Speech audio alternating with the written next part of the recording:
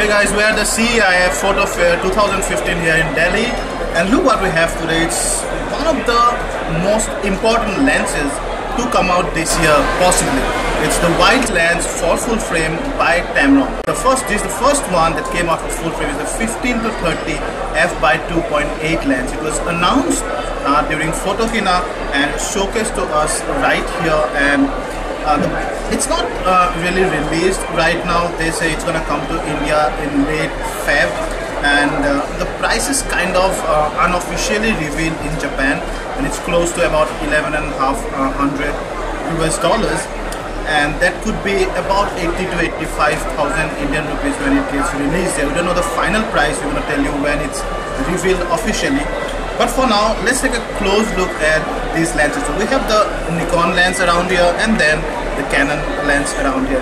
So the Nikon and Canon both will have VC, a first for the wide lenses here. The Sony of course won't have a VC because all the Sony camera bodies have image stabilization in their body, so you do not require that on the lens. So we're taking a look at the Canon mount one. They're almost identical, the Canon, Nikon and Sony of course. So this one's officially called the DI-VC USD lens. DI meaning it's for full frame, VC meaning it has vibration compensation. Now which is, as I told you before, is the first in this line of wide angle lenses. The Nikon 14-24 does not have it, the Canon one does not have it, even the Sigma ones and some of the other third parties that come out in recent years do not have vibration compensation.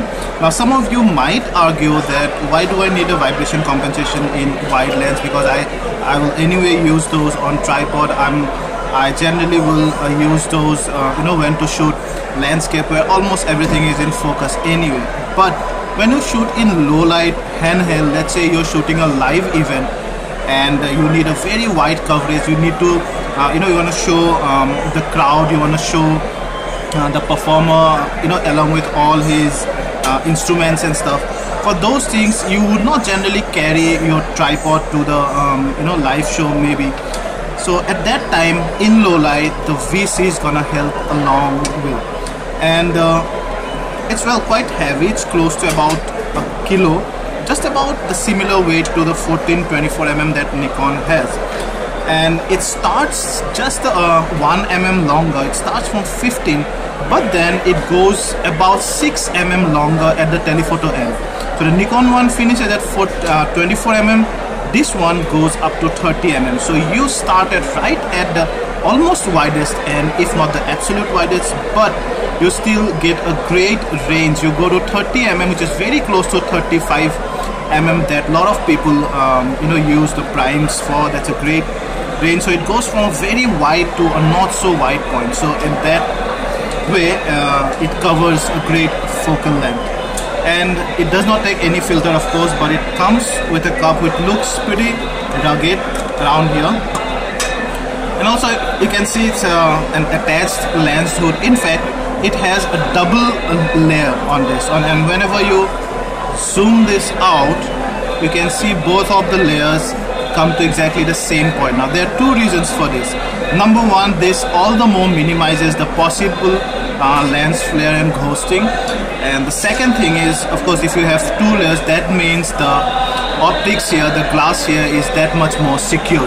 Another useful feature of this lens is the front glass is XGM, that meaning expanded glass molded spherical lens. Now you see this spherical lens out here, the circle is bigger than your usual Tamron or usual wide angle lens. So that means that it kind of tends to cover that much more area theoretically. Now we'll have to see when this glass comes to our lab, but that's a good feature of course. And then you also have what they call is a fluorine coating on the top. So they say it repulses water and small dust particle, which could be very useful because this lens does not take filter.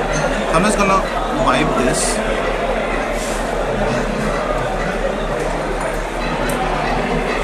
And see, it absolutely comes clean. So I cannot see even a spot on it. So absolutely clear and sharp around there. So that's again a good thing, especially on a wide lens where of course they do not take filter. so you can it can attract a lot of dust and other particles, especially when you're using it outdoor. The zoom lever looks very smooth around here. 15 till 30, it's made of metal, and that's why that 1 kilo weight. So made of metal, meaning it will also be very durable. And then that's your focus ring. Yeah. So the minimum focus distance is a 0.28 meter, and then of course it goes to infinity, and then you can see some of the buttons out here. So AF, MF. Now it's a full-time manual override. That meaning even if the lens is on autofocus, you can actually manually override or fine-tune the focus with the help of this rubber ring. You're not gonna spoil the motor of the lens by doing so, because although it does not say that manual override, but this lens actually is manual override enabled. And then you have of course VC on or off, simple button, and then SP. And then around here, this is Canon mount, so you have the red mark around here. On the Nikon mount, you will have the white one. So then, for once, I see this could truly be a direct competitor to the 14-24 that Nikon has, which is by far, I think, is one of the best wide-angle lenses. And Tamron has been shelling out some really good quality lenses these days, starting from the 24 to 70, and then the brilliant 70 to 200, and then probably our lens of the year, the 150 to 600 mm, and now the 15 to 30. So we are really looking forward to test this in our lab to see how far this baby goes in giving us the perfect sharp picture. No light fallout even on the side, sharpness even towards the side of the lens, and of course the VC performance in low light. Please stay tuned, and this is an exclusive review of the brand new Tamron 15 to 30mm F2.8. Thank you.